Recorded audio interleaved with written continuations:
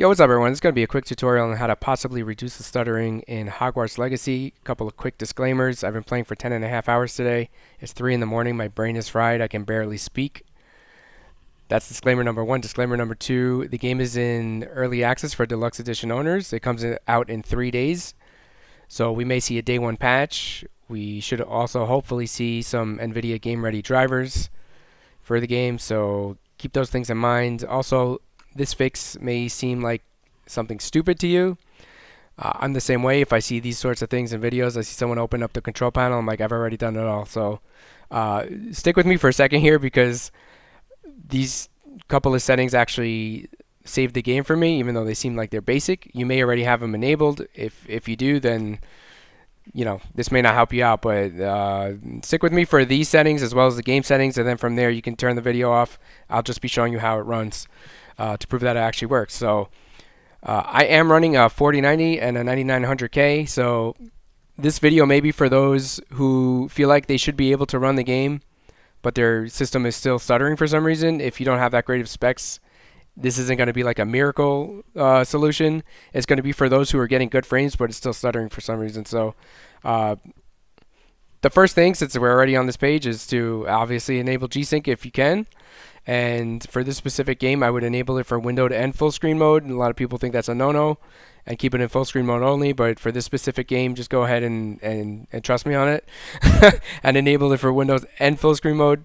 The second thing you're going to want to do is head into your 3D settings. Now, I tried to enable this for the game specifically in program settings under its specific profile, and the settings didn't stick for some reason. So I did it in global for now, and it worked great. So the first thing you're going to want to do is enable vertical sync. Turn that on. I'll explain why. And you're going to want to also enable maximum frame rate, and you want to cap your frame rate at a few frames below your monitor's refresh rate. So in my case, I have a 144 hertz monitor. I have it capped at 140. So if you got a 120 hertz monitor, cap it at like 115. 75 hertz monitors, 70, and so on. 60 hertz, 55, whatever. These two settings enabled in conjunction with some of the settings in game are going to keep your game in G-Sync at all times. You should never hit your monitor's refresh rate limit, which means you're never going to screen tear, and you're also never, V-Sync will never have to engage at that point. So it should keep it in G-Sync at all times, and it should be smooth.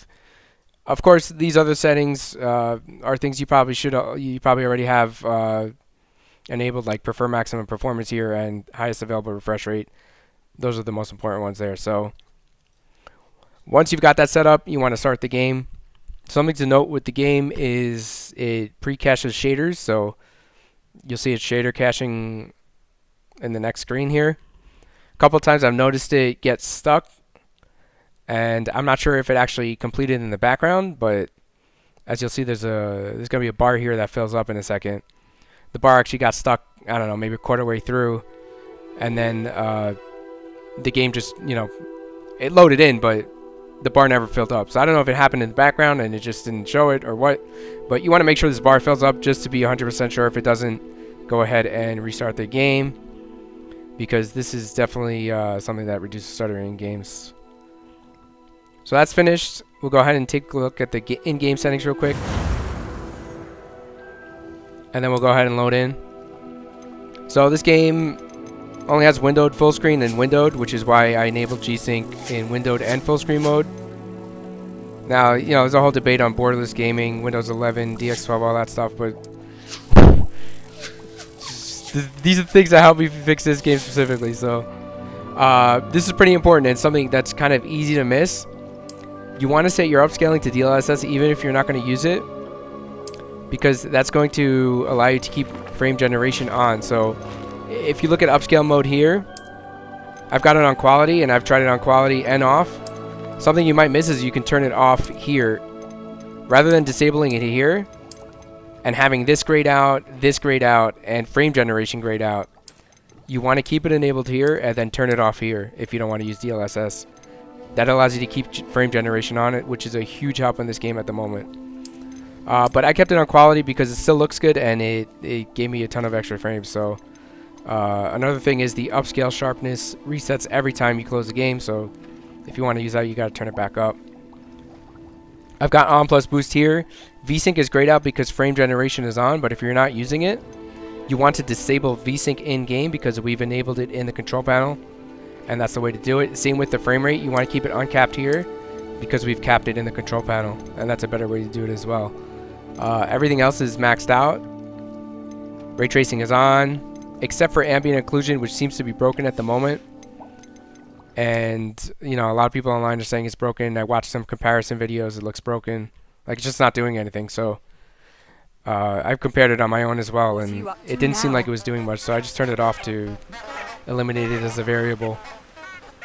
So here we are in game. I don't know if you can see my performance overlay on the top right. I also did a driver reinstall today, which is why the performance overlay is kind of basic, but that didn't have any effect on the performance, so you don't have to reinstall your drivers unless something else is wrong. But as you can see, it's running really nicely, usually getting over 100 frames. And you know, GPU utilization is never really that high because the game isn't exactly optimized at the moment. So, but as you can see, it's seen better days. Thank you. It's real smooth outside. Let's go ahead and get out of here. We'll go to Hogwarts because that's where the game has most of its issues. Surely I have a warp point here. Hold on. It's been a long day of this game, so there we go. I'm trying not to spoil anything either because I'm pretty far in the game for day one, but so this is where a lot of people are having the most issues with stuttering, and you kind of spend a lot of time in here, so it's pretty important, especially during the day when all the students are out and there's a lot of NPCs walking around. And this was actually a mess for me. This is stuttering like crazy for me at first. I disabled ray tracing, I lowered settings, but again, like the GPU is not being maxed out. If yours is, that could have something to do with it, but if it isn't, as you can see, like 60-70% on mine, turning settings down generally isn't going to do much because we're not taxing it, so the issue lies somewhere else. But now it's super smooth. It's not perfect, but compared to the way it was and the way a lot of people are describing it, it's definitely playable and a lot more enjoyable. So that's it. As you can see, 120, 135 frames here. I got the cap at 140, so, and this is the most problematic area, so that's it. Hopefully this helps you out. Again, sorry, I'm half asleep. It's been a long day of casting spells and whatnot, so hopefully this helps you out and you can do the same. Alright, thanks for watching. Peace.